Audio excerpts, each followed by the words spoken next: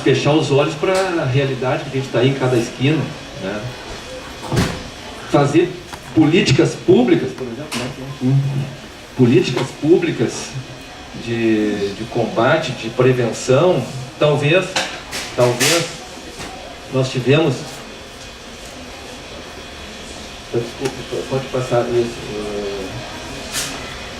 Nós temos em alguns países, como a Suécia, investiram pesado na prevenção e conseguiram ter uma certa redução no consumo.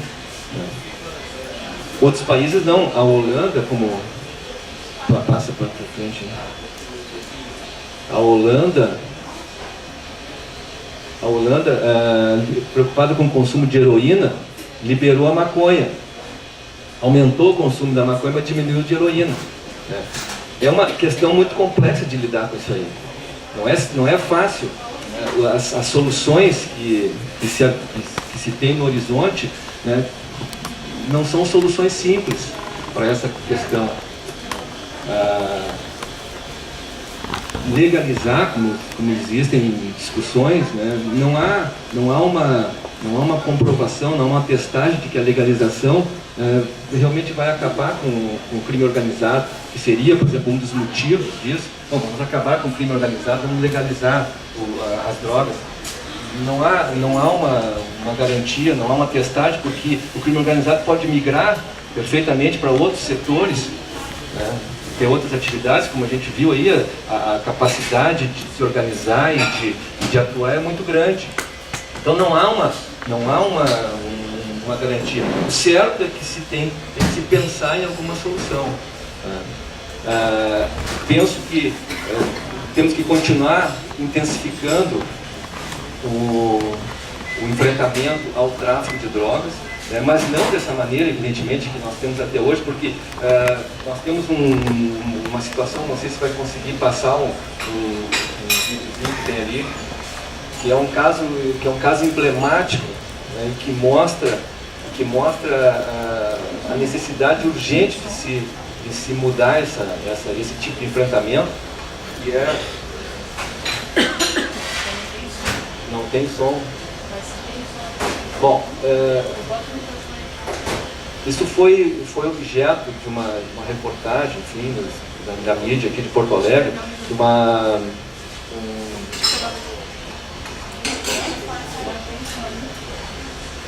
que é um caso de um tráfico de droga numa zona até central aqui de Porto Alegre, aqui no Menino Deus, e que foi muito debatido na mídia. O tráfico feito assim, às claras ali, né? Mas era aquele pequeno tráfico, do sujeito que está ali na esquina vendendo, patatá. E essa reportagem aí cobrou uma atuação mais enérgica dessas agências de enfrentamento da criminalidade.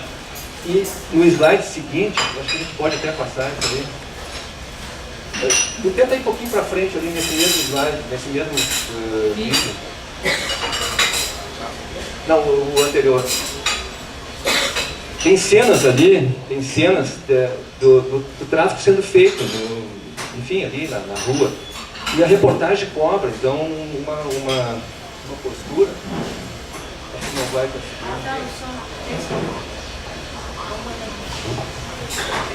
Planejando a cidade, chama as principais forças policiais de repressão ao narcotráfico.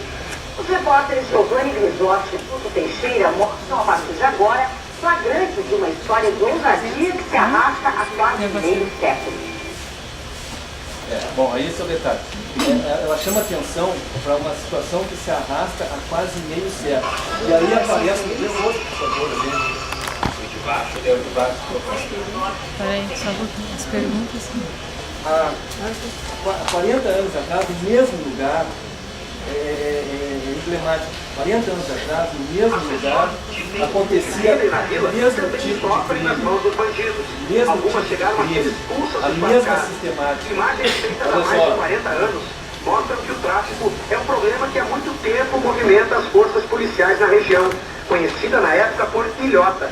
Nessa operação, mais de 200 pessoas foram detidas para a identificação. Nas décadas seguintes, novas batidas policiais e drogas apreendidas, até a vila ser urbanizada.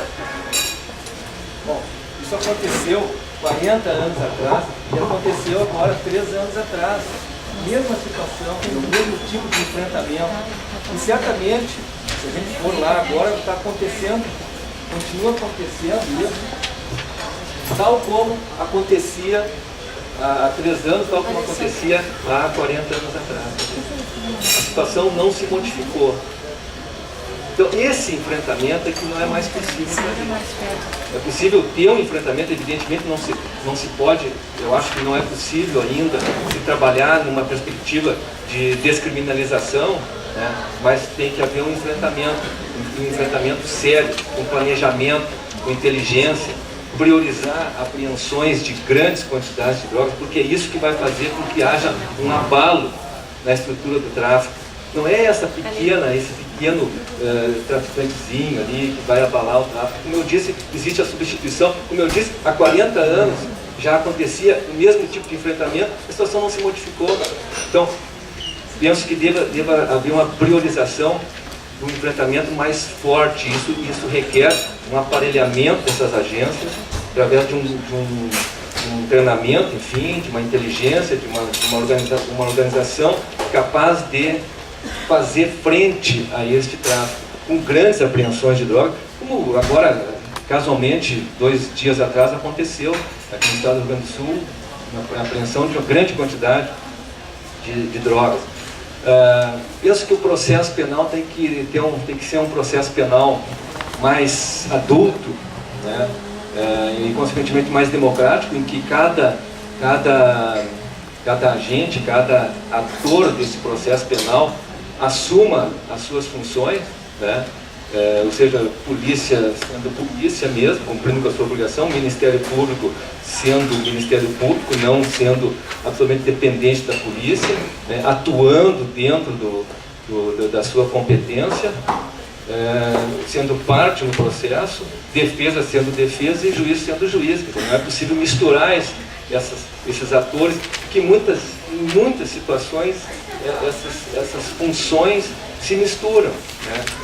Por uma série de contingências acabam se misturando e acabam deixando o processo penal menos democrático.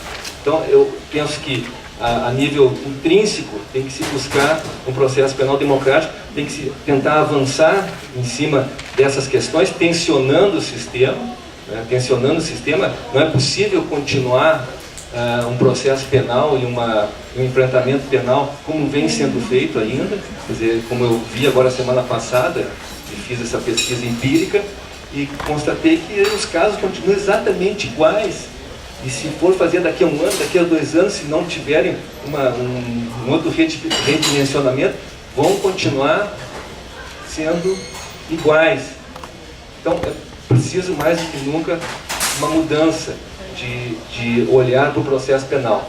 E, para além do processo, acho que tem que buscar alguma solução que aponte para uma prevenção, quer dizer, um investimento maciço na prevenção, na conscientização, na educação, né? Uma presença maior do Estado nesses pontos em que são mais vulneráveis, né? Para justamente tirar aqueles jovens que hoje são soldados do tráfico, né? É preciso uma presença do Estado mais forte ali, uma estrutura social ali, para que não haja essa sedução pelo tráfico. No mais, eu acho que a gente tem que continuar caminhando, né? A ideia que eu vim trazer era essa, de refletir, colocar algumas questões para reflexão, como falei.